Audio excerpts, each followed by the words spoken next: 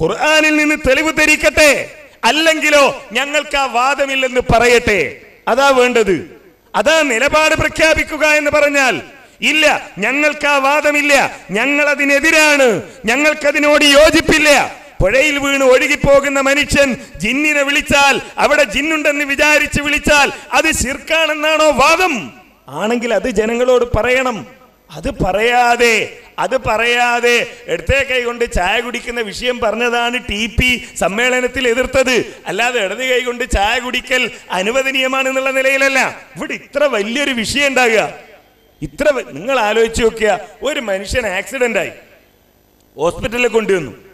അയാളുടെ തല നിലത്തടിച്ചു പോയിട്ട് ഛർദിക്കാൻ. അപ്പൊ നമ്മളിങ്ങനെ കാഷ്വാലിറ്റി കൊണ്ടുപോയപ്പോ ഒരു ഡോക്ടർ ഒരു പഞ്ഞി എടുത്തിട്ട് മൂപ്പരൊരു വിരലിന്റെ മുകളിൽ ചെറിയൊരു ഒര വീണിട്ടുണ്ട്, അവിടെ ഇങ്ങനെ ഇതൊക്കെ ചെയ്ത് മരുന്ന് വെച്ച് കെട്ടുകയാണെങ്കിൽ നമ്മളെന്താ പറയാ?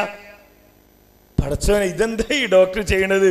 ഇവിടെ തലവിടെ പൊട്ടിക്കിടക്കാണ്, അതിനൊന്നും ചെയ്യാതെ ഇയാള് കാലിന്റെ വിരലിലാണോ ഇത് ചെയ്യുന്നത് എന്ന് ചോദിക്കും മനുഷ്യർ. ഇതുപോലെ ഇവിടെ വലിയ വിവാദമാണ് കേരളത്തിൽ. ഒരു വിഭാഗം ആളുകൾ ഈ പ്രസ്ഥാനത്തിലെ സാധാരണക്കാരെ തെറ്റിദ്ധരിപ്പിച്ച് ജിന്നിനോട് ഭൗതിക സഹായം തേടുന്നത് ശിർക്കല്ല എന്ന് പ്രചരിപ്പിച്ചുകൊണ്ടിരിക്കുന്നു.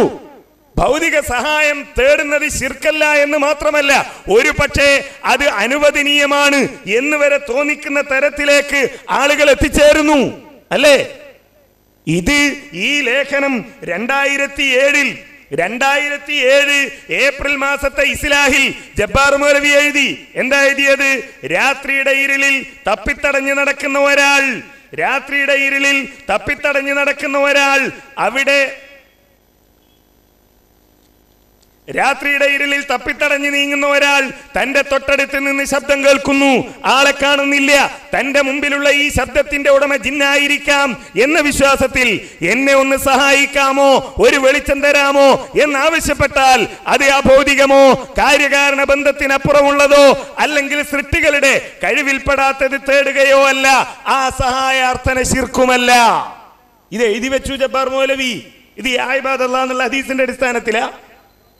യാ ഇബാദല്ലാഹ് എന്നുള്ള ഹദീസിന്റെ അടിസ്ഥാനത്തിലാണോ? അല്ല. അത് ജബ്ബാർ മൗലവി പറയുന്നു. ഹുസൈൻ സലഫി ഈ തിരൂരിൽ പ്രസംഗിക്കുന്നുണ്ടല്ലോ. നെഞ്ചിൽ കൈവച്ച അദ്ദേഹത്തിന് പറയാൻ കഴിയുമോ ജബ്ബാർ മൗലവിയുടെ ഈ അഭിപ്രായം ശിർക്കല്ല എന്ന്? അങ്ങനെ അദ്ദേഹം പറഞ്ഞാൽ ഈ കേരളത്തിലെ അദ്ദേഹം വ്യക്തിപരമായി സംസാരിച്ച നൂറുകണക്കിന് മുജാഹിദുകളെ ഹാജരാക്കാൻ ഞങ്ങൾക്ക് കഴിയും. നൂറുകണക്കിന് മുജാഹിദുകളെ. നാദാപുരം ഖണ്ഡന പ്രസംഗവുമായി ബന്ധപ്പെട്ട് കോട്ടക്കൽ ഹിദായ മൾട്ടിമീഡിയയുടെ ഇവിടെ റെക്കോർഡ് ചെയ്തുകൊണ്ടിരിക്കുന്ന ഈ മൾട്ടിമീഡിയയുടെ ഉടമയായ ഹംസയുടെ വീട്ടിൽ താമസിക്കുന്ന സമയത്ത് അബ്ദുൽ ജബ്ബാർ മൗലവിയോട് ഹുസൈൻ സലഫി തർക്കിച്ചിട്ടില്ലേ? ഇത് ശിർക്കാണെന്ന് പറഞ്ഞിട്ടില്ലേ? മണ്ണാർക്കാട് വെച്ച് ഒരു പ്രോഗ്രാമിന് പോയപ്പോ ഷാഫി സലാഹി ഇത് ശിർക്കല്ലെന്ന് പറഞ്ഞപ്പോ ഇത് ശിർക്കാണ്, പച്ചയായ ശിർക്കാണ് എന്ന് പറഞ്ഞ് ഹുസൈൻ സലഫി തർക്കിച്ചിട്ടില്ലേ? നാദാപുരത്തുള്ള പ്രവർത്തകരോട് ഈ കോഴിക്കോട് പരിപാടിക്ക് വേണ്ടി വന്നപ്പോ ഹുസൈൻ സലഫി പറഞ്ഞിട്ടില്ലേ? എന്തേ അത് പൊതുവേദിയിൽ പറയാൻ ഇത്ര പ്രയാസം? ആരെയാണ് ഭയപ്പെടുന്നത്? അത് പറഞ്ഞ ആളുകളെ എന്തിനാണ് നിങ്ങൾ സ്വകാര്യമായി നിങ്ങൾക്കറിയാവുന്ന സുഹൃത്തുക്കളോട് പറഞ്ഞത്? ഹുസൈൻ സലഫി താൻ സ്നേഹിക്കുകയും താൻ ബഹുമാനിക്കുകയും താനുമായി ബന്ധപ്പെടുകയും ചെയ്യുന്ന ഈ മുജാഹിദുകളോട് പറഞ്ഞത് ജനങ്ങളോട് പരസ്യമായി പറഞ്ഞു എന്നതാണോ ഞങ്ങൾ ചെയ്ത തെറ്റ്? അതിനാണോ ശിർക്കാരോപണമെന്ന് അദ്ദേഹം പറയുന്നത്?